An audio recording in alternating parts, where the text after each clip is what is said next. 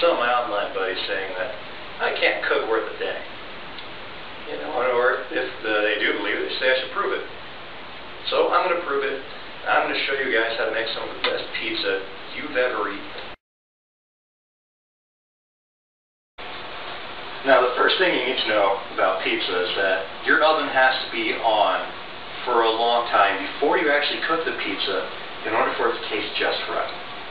And with my recipe, which of course will be listed as we come across it, and on my handy palm palette here for my reference, the temperature we need to preheat the oven to immediately before we even mix the dough is 350 degrees.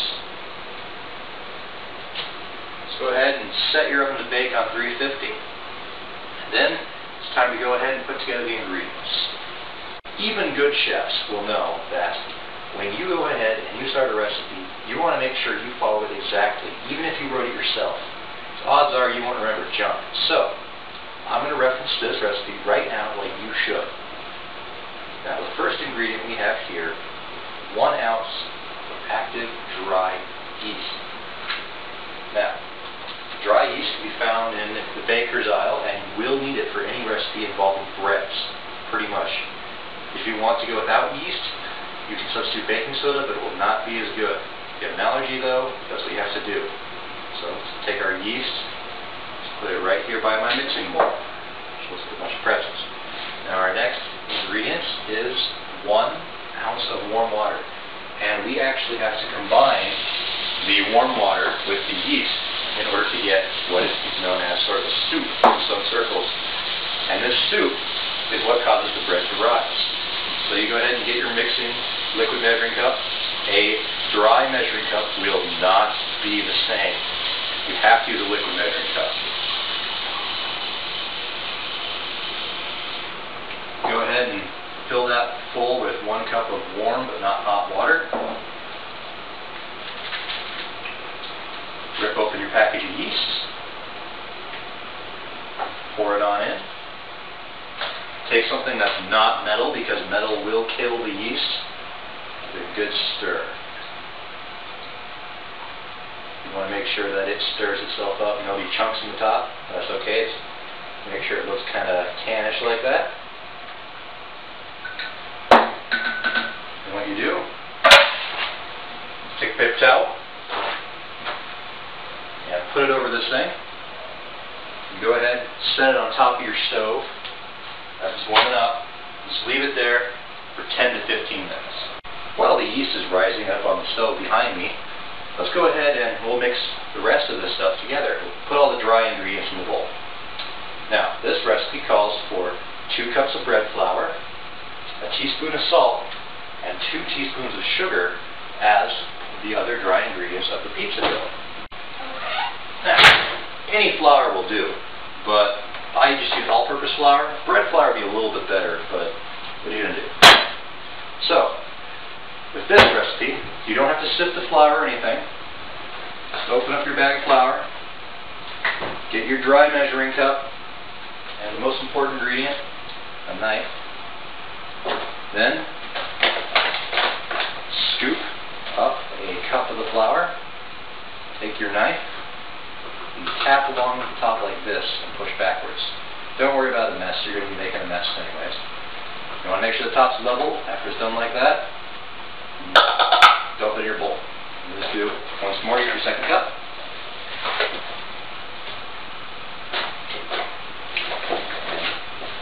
It's always easier to have more flour in your bag, but I'm running a little bit low.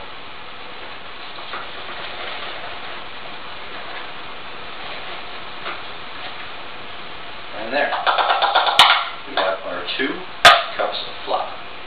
Now, of course, we got to get our teaspoon of salt and our 2 teaspoons of sugar. I keep my sugar, my flour, and the rest of my baking ingredients. And as Alton Brown says, a well-organized kitchen is a big aid to cooking, or even baking. Now, go ahead, and I don't actually have a teaspoon anymore, so I'm going to take my 1/4 teaspoon, and doing the math, I need 8 of these. 1, 2, 3, 4, 5, 6, 7, heat. Now we need our salt as well. Ordinary table salt will work, but if you can't taste salt very well, you might want to go with seasoning salts or anything else, but just regular, plain old ordinary table salt will do. Now when you do this, you should probably just use a regular tablespoon measuring a spoon instead of my 4th teaspoon. So remember, don't be confused. I do not have the right size measuring spoon for this, that's all. It's the only reason I put more than just 1 and 2 in the bowl. Now if you go ahead and get your recipe offline, you're not going to get a good actual pizza dough. Now I'm going to show you my little secret here now. Take some basil, screw off the top. And we're just going to get a little thing to mix this in.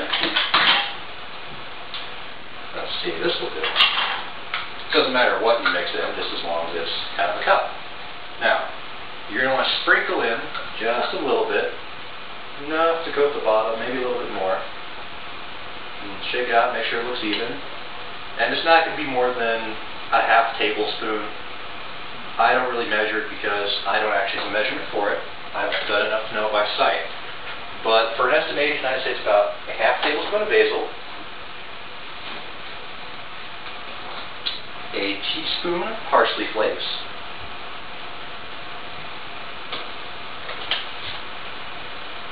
and then the secret ingredients, a little bit of onion powder, and it's probably a tablespoon.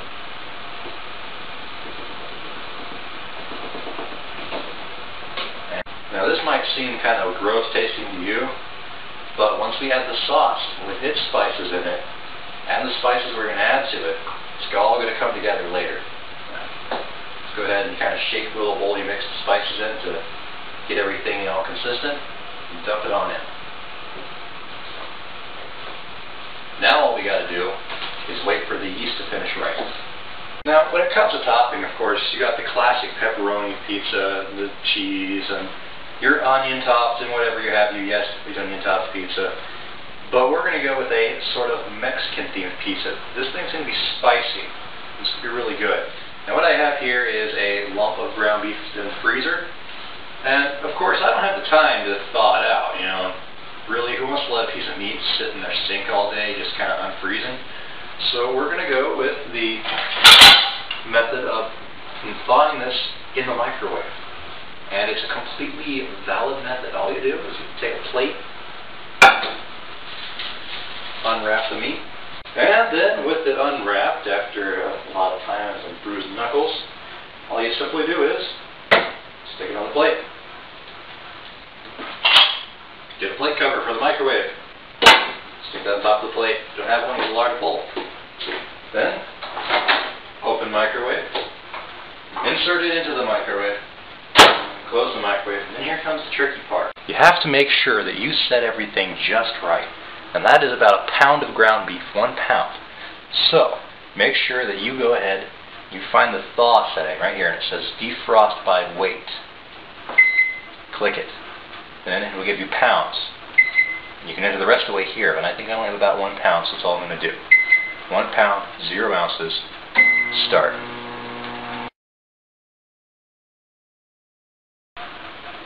And about this time, that yeast we set down on the stove should be done too.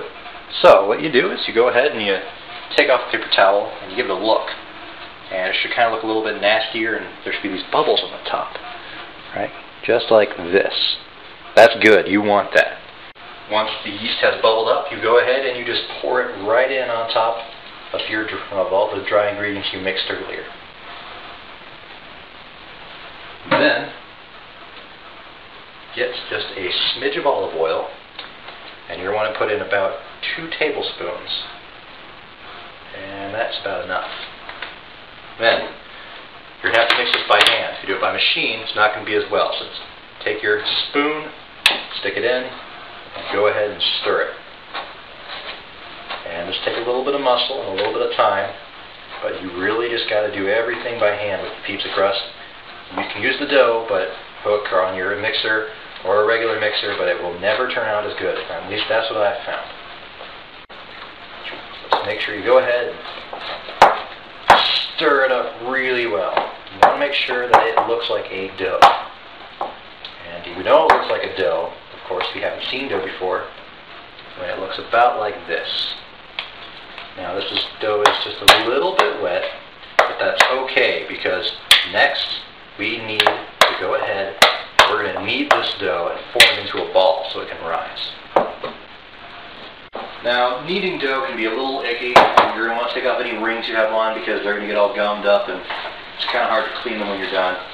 What you do is take your bag of flour back out and open it up and sprinkle some lightly across the counter.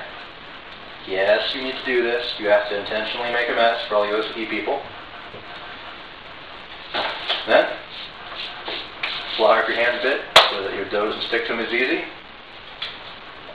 You plunk that lump of dough right down on top of all this pile of flour you see here.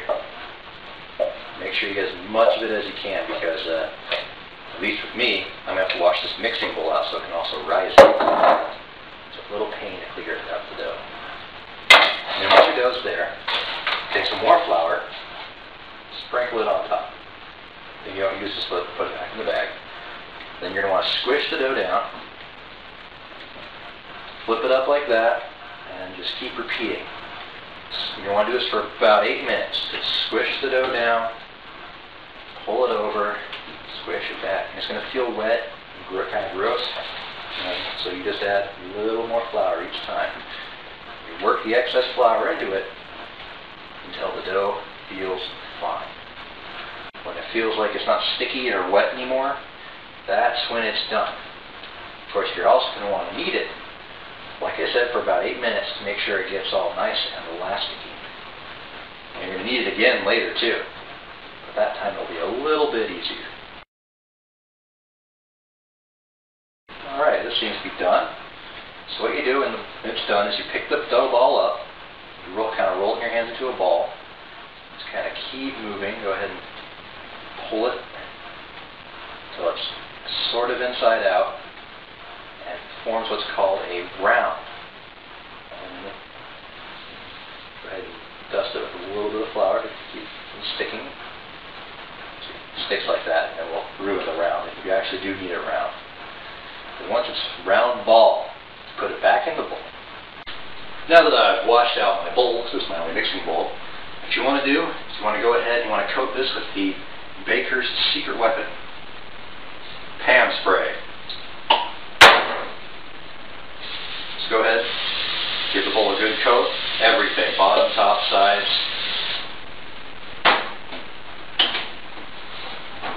Then, take the dough ball in your hands once more, plop it down right in the center of the bowl. Once you then take your ordinary cloth, it's probably just been hanging out by your sink doing nothing. You can use a clean one if you want, but this one's relatively clean. I'll use it to dry a couple dishes. Soak it in your sink. In fact, let's tilt the can over a little bit.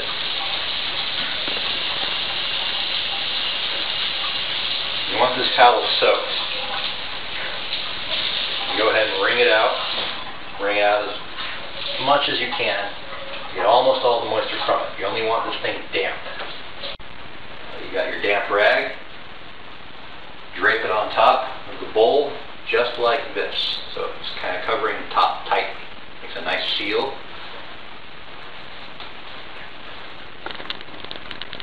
At which point, you go ahead and you plop it right down in a warm place, right on top of your stove.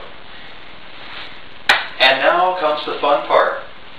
We have to let that bowl sit there for an hour and a half, or at least an hour, sometimes an hour and a half, but the dough needs to rise and it does take time. So you might as well go ahead and do something else for a while.